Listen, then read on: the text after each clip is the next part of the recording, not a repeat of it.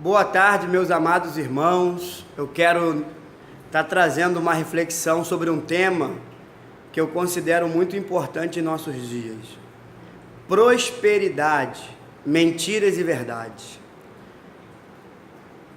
Esse tema, na verdade, ele é contemporâneo nosso e, infelizmente,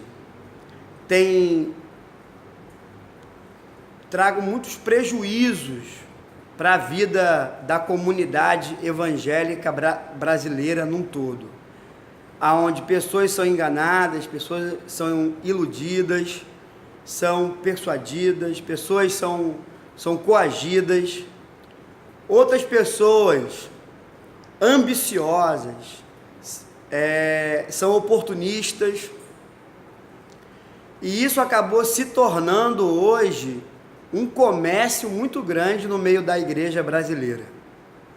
Bem, primeiro eu quero dizer que a palavra prosperidade, ela não é uma palavra de cunho neotestamentário. Então, o Novo Testamento não dá ênfase à riqueza e não dá ênfase à prosperidade, à bonança, né? A vida regalada, ao sucesso. E quando o Novo Testamento fala a respeito disso, ele não condiciona a prática da fé, a espiritualidade, a uma postura de contribuição. Ele não faz esse tipo de comparação. Então, a palavra prosperidade, ela é muito comum no Antigo Testamento e sempre associado à lei. A lei, ela tem essa amplitude. Deuteronômio 28 fala sobre as bênçãos e as maldições. Mas seja as bênçãos como as maldições, estão associados à lei e à prática da lei. Se você obedece à lei, os mandamentos, os estatutos, você é abençoado, né? É uma promessa para Israel, para o povo judeu, debaixo da antiga aliança. Mas se o povo desobedece à lei, os estatutos e os mandamentos, eles trazem para eles maldições. Isso é perceptível em toda a história do povo judeu, narrado nas Escrituras, desde a saída do Egito ao pós-exílio, ao período do Novo Testamento. O povo judeu vive esse dilema entre fidelidade e infidelidade. Fidelidade, bênção; infidelidade, maldição, né? Isso é visto em Malaquias no capítulo 3, quando Deus declara que eles têm roubado a Ele nos dízimos e das ofertas, e isso tem colocado eles debaixo de maldição, e quando eles voltassem para a fidelidade, o Senhor promete que os abençoaria.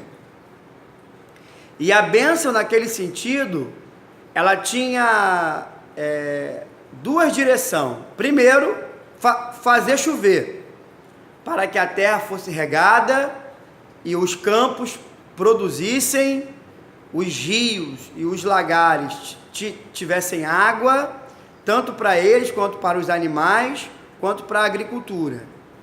E o segundo momento é o devorador, que era a nuvem de gafanhotos que o pouco que tinha estava devorando. Então você vê que nisso consistia, naquele momento ali, a bênção de Deus, a bonança que Deus anuncia para o povo. No Novo Testamento, o ensinamento bíblico que o Senhor Jesus dá no Evangelho de Mateus é que nós não devemos andar ansiosos por nada, né? Por conta dele suprir as nossas necessidades. E a necessidade ali, no capítulo 6 do Evangelho de Mateus, é a comida, a bebida e a vestimenta. O apóstolo Paulo diz: se tens o que comer e o que vestir, ficai contente. As bênçãos associadas à contribuição de 2 Coríntios capítulo 8 e capítulo 9, diz que Deus supriria as nossas necessidades. Então você não tem a palavra prosperidade no Novo Testamento associado à fidelidade e à contribuição. Porque a promessa de Deus é relacionado a suprir as nossas necessidades. Então, prosperidade numa vertente cristã neotestamentária é viver bem com o que tem, não é ser fiel e ganhar mais. Ter mais, ganhar mais no Novo Testamento é fruto de trabalho, de dedicação, de boa administração, equilíbrio emocional para não ter compulsividade, para comprar mais do que não pode pagar, comprar aquilo que é desnecessário. Então, a ter mais, ganhar mais, é fruto de trabalho, de estudo, de dedicação e de boa administração. Não é fruto de algum comportamento ou de atitude que você faz para com Deus. Der isso e receberá isso. Isso é um engano dos oportunistas do nosso tempo, mas não é ensino do Novo Testamento. Dízimo e oferta é confirmado no Novo Testamento. O Senhor Jesus manda que as pessoas dizimem em Mateus 23, mas não se esqueçam da fé, da graça, da justiça e da misericórdia. Então não basta no Novo Testamento a igreja só dizimar e a igreja ofertar. Ela tem que dizimar com intenção de dizimar, com desejo de dizimar e de ofertar, né? E ela tem que fazer isso com amor e com fidelidade, e tem que cumprir outros requisitos da prática cristã, como a santidade, o amor, a justiça, a misericórdia. Não basta só dizimar e você é abençoado, vou ofertar e você é abençoado. Não, tem que obedecer a palavra de Deus inteiramente. A lei e as promessas da lei não valem para a igreja. Não tem validade para a igreja. Por quê? Porque a igreja, ela vive do Novo Testamento. O Antigo Testamento não tem validade para a igreja prático. Tem validade exemplar, testemunhal, referência, como diz Paulo em 1 Coríntios capítulo 10. Mas prática não, prática é o Novo Testamento, que é a nossa referência. O próprio apóstolo Paulo, em Gálatas, no capítulo 1, nos ensina: se nós praticarmos a lei, estamos debaixo de maldição. Se alguém trouxer um outro ensinamento, que não seja o evangelho dado por Jesus aos apóstolos, seja considerado maldito. Então, o que é mentira e o que é verdade na prosperidade? Bem, o que é verdade é que a prosperidade era uma prática da lei, associada à lei, e não vale mais para nós. Mas o crente pode prosperar? O crente pode prosperar. E ele prospera como fruto do trabalho, da dedicação, da boa gestão e da boa administração. Qual é a promessa do Novo Testamento em relação finança para o crente? Suprir as necessidades, né? É no que consiste a promessa do Novo Testamento. O Novo Testamento não faz apologia à riqueza, a bens materiais, mas faz apologia ao contentamento com o que tem e não andar ansioso por coisa alguma, porque Deus suprirá as nossas necessidades. Então, se você é honesto, se você é trabalhador, se você é homem de Deus, se você é mulher de Deus, se você anda na verdade e na comunhão, Deus suprirá na sua vida a necessidade. Se você quer algo a mais além da necessidade, vai trabalhar, vai estudar e administre bem o que Deus coloca na sua mão. Ponto. Agora, no Brasil, nós temos um movimento de teologia da prosperidade, que começou no Brasil com a Igreja da Graça, com a Igreja Universal, na pessoa do missionário R.R. Soares e do bispo Edir Macedo. Depois veio outras igrejas e outros líderes promovendo também a teologia da prosperidade, como por exemplo o pastor Silas Malafaia, que há 10 anos atrás ele combatia a teologia da prosperidade e combatia as campanhas da Igreja da Graça, do Edir Macedo. Ele denunciava essa prática. Depois do seu envolvimento com Mike Murdock, Maurice Cirulo e outros, ele acabou aderindo também à prática da teologia da prosperidade. Outros que praticam isso são as comunidades com o movimento de G12 e M12, aonde você tem Renê Terranova, Apóstolo Joel, entre outros, né? Você tem também hoje o Valdomiro, o Apóstolo Estevão Hernandes, entre outros, Marcos Gregórios, Jabes de Alencar, Jorge Linhares, Silmar Coelho, Jaime Soares, essa turma que compõe o vínculo hoje do pastor Silas, todos eles são dessa pegada, né, da teologia da prosperidade. Marcos Peixoto. Então isso é uma tendência, sendo que essas pessoas, elas cresceram muito, prosperaram muito nos seus ministérios, né? Se tornaram ícones no Brasil, são donos de um patrimônio eclesiástico enorme, são muitos templos, são donos de um patrimônio televisivo, rádio, editora, muito grande, né? Alguns até chegaram a conquistar uma emissora de televisão, como é o caso da Universal com a emissora Record. Então eles cresceram, prosperaram, tiveram um acúmulo muito grande de riqueza. Isso trouxe a ambição da referência errada, aonde os pastores menores, de ministérios menores e de diversas denominações, na cobiça de se tornarem grandes, famosos, poderosos e conquistarem muitos bens e patrimônios, acabaram entrando no mesmo movimento deles, para ver se chega lá também.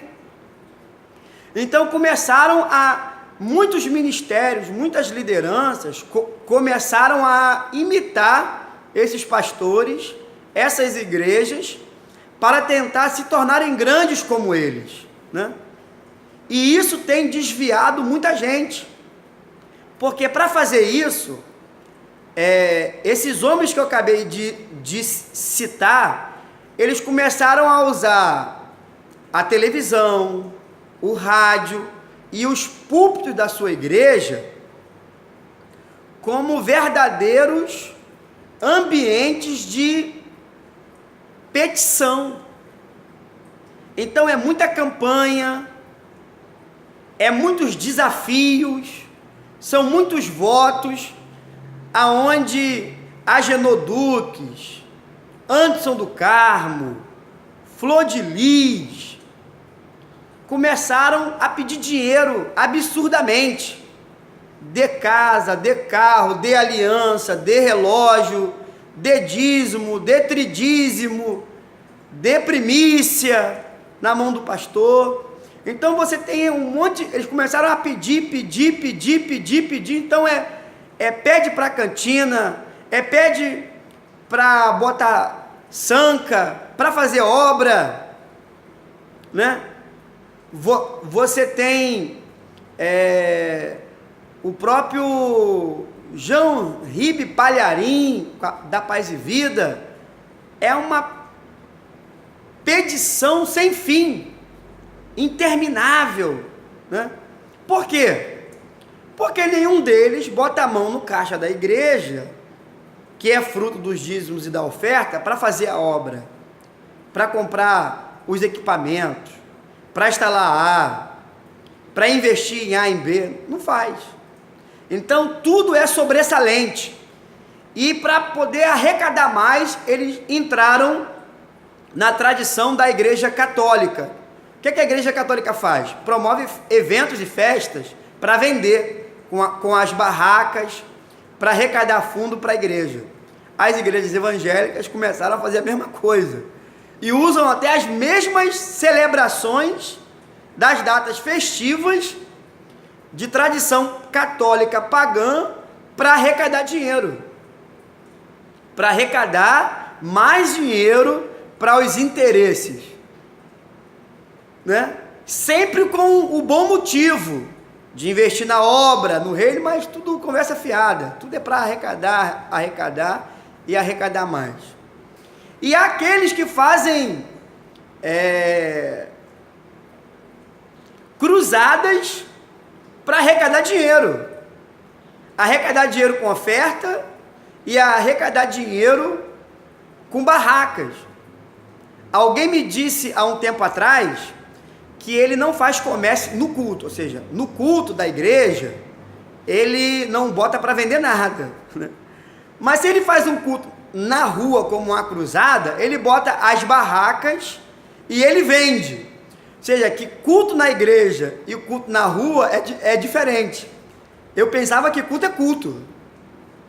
Todo culto é dedicado a Deus, então culto é culto, seja na rua, seja no templo da igreja, seja na casa, culto é culto, né? Aí na hora da palavra, o que é que ele faz? Ele manda parar de vender, né, para o pregador pregar. Ou seja, no culto todo, no louvor, na oração, pode vender, na palavra não pode. Dentro da igreja não pode, mas na rua pode. Mas é culto, meu irmão, é culto, seja na rua, seja no templo da igreja, seja no campo, é culto, culto é culto. O ímpio fazer é problema dele, ele não é crente, não tem temor de Deus. Agora, a igreja fazer comércio no culto, seja na rua, seja no templo, seja no campo, é um absurdo, né? E é isso que Jesus combateu no templo na sua época. Então, essas pessoas que eu citei, infelizmente, eles estão fazendo a obra, como diz Paulo e Pedro. Pedro, na sua primeira carta, no capítulo 5, e Paulo, na primeira carta de Timóteo, no capítulo 3, por torpe ganância. É pela ganância que eles estão fazendo isso. 2 Pedro, no capítulo 2, Pedro diz que os falsos mestres e os falsos profetas, eles conduzem o povo ao engano pela ganância.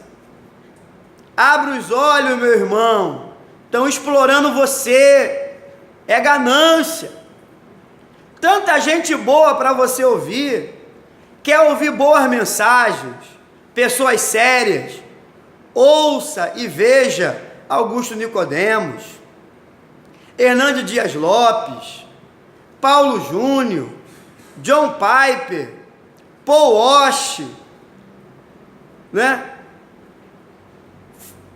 Frank Ferreira, Jonas Madureira. Ouça esses homens, essas pessoas que estão aí nas redes sociais pregando o evangelho sério, pregando a palavra de Deus, ensinando a verdade. Não se deixe levar por esses enganos, porque você tem a Bíblia na mão. Na época da Reforma e na Idade Média, o povo não tinha Bíblia para ver a verdade. Agora você tem a Bíblia. Deus vai cobrar de você, porque você está errando com a Bíblia na mão. Você está errando com a palavra te ensinando a verdade. Deus não vai ter você por inocente. Deus vai ter você por culpado, porque você está errando, conhecendo a verdade, com a verdade na mão. Não peque com a verdade na mão. Não se deixe ser enganado com a verdade na mão.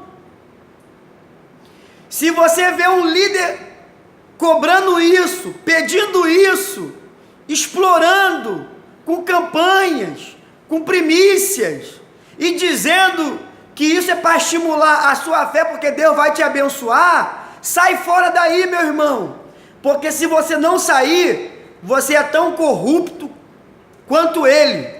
Na verdade, você é pior do que ele, porque você tem a verdade, você diz que está fazendo o certo, mas está praticando o errado. Ele já é corrupto mesmo. Agora você, em nome de Jesus, em nome de Jesus, a Bíblia diz, João 8,32, conhecereis a verdade, e a verdade vos libertará. Que o Senhor vos abençoe.